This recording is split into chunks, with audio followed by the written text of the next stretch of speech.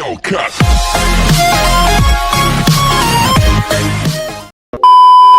Assalamualaikum warahmatullahi wabarakatuh.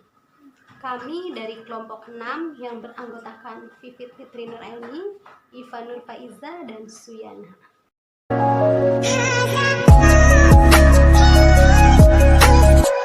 Revolusi Prancis dan revolusi industri.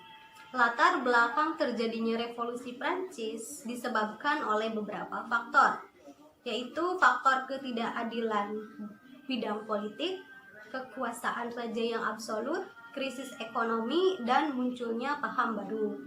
Di dalam bidang politik, kaum bangsawan memegang peranan yang sangat penting di dalam bidang politiknya, sehingga segala sesuatunya ditentukan oleh bangsawan, sedangkan raja hanya menggesahkan saja.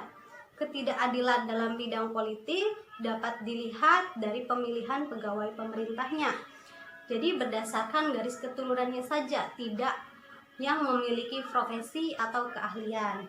Hal ini menyebabkan administrasi kacau dan berakibat munculnya tindakan korupsi. Selain munculnya ketidakadilan di dalam bidang politik, muncul juga filsuf-filsuf pembaharu yang turut andil dalam meletusnya revolusi Prancis. Nah, diantaranya yaitu ada John Locke.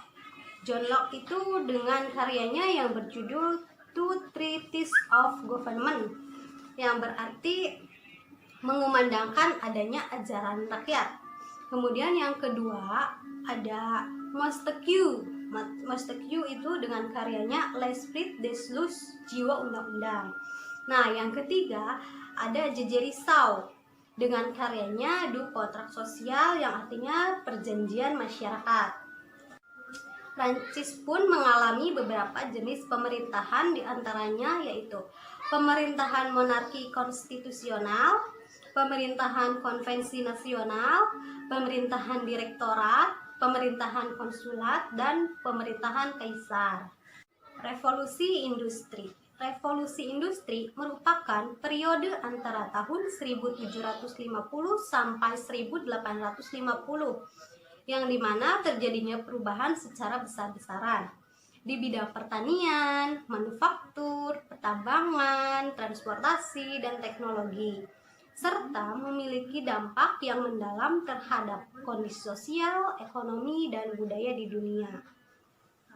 Revolusi industri dimulai dari Britania Raya dan kemudian menyebar ke seluruh Eropa Barat, Amerika Utara, Jepang, dan ke dunia lainnya.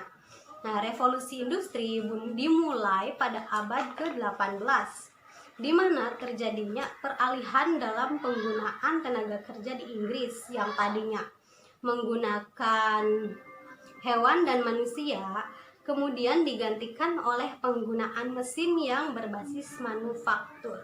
Perkembangan ideologi kapitalisme, sosialisme, demokrasi, dan liberalisme.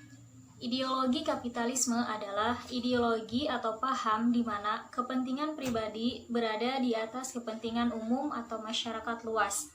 Kapitalisme muncul di Eropa pada abad ke-16.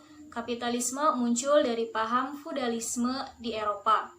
Kapitalisme di Eropa muncul dari pemikiran kaum ilmiah yang pada awalnya berpikir untuk mensejahterakan kaum buruh.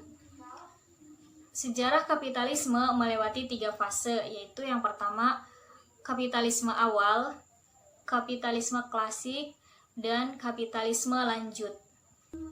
Ideologi sosialisme. Sosialisme adalah pandangan hidup dan ajaran kemasyarakatan tertentu yang berhasrat menguasai sarana-sarana produksi serta pembagian hasil-hasil produksi secara merata. Sosialisme sebagai ideologi politik adalah suatu keyakinan dan kepercayaan yang dianggap benar oleh para pengikutnya mengenai tatanan politik yang mencita-citakan terwujudnya kesejahteraan masyarakat secara merata melalui jalan evolusi, persuasi, konstitusional, parlementer, dan tanpa kekerasan. Ideologi demokrasi. Demokrasi yang menjadi sebuah sistem pemerintahan telah digunakan melalui sejak zaman Yunani kuno. Pada saat itu, rakyat secara keseluruhan turut aktif secara langsung untuk membicarakan persoalan-persoalan pemerintahan. Sesudah era zaman Yunani kuno, demokrasi sudah tidak lagi digunakan menjadi sistem pemerintahan. Setelah sekian lama tertidur, akhirnya pada zaman Renaissance, demokrasi bangun dari tidurnya berkat beberapa pertimbangan. Yang terakhir adalah ideologi liberalisme. Liberalisme atau liberal adalah sebuah ideologi, pandangan filsafat, dan tradisi politik yang didasarkan pada pemahaman bahwa kebebasan dan persamaan hak adalah nilai politik yang utama. Secara umum, liberalisme mencita-citakan suatu masyarakat yang bebas, dicirikan oleh kebebasan berpikir bagi para individu.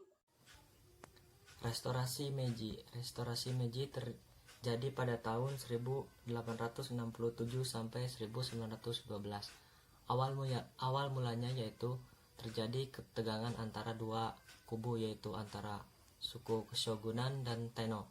Kemudian dimenangkan oleh pihak Tenno yang dikaisari oleh Kaisar Masahito, kaisar yang pertama, dan yang kedua yaitu Kaisar Masahito yang mendapat gelar Kaisar Meiji, atau yang berarti kekaisaran yang memiliki pikiran cerah.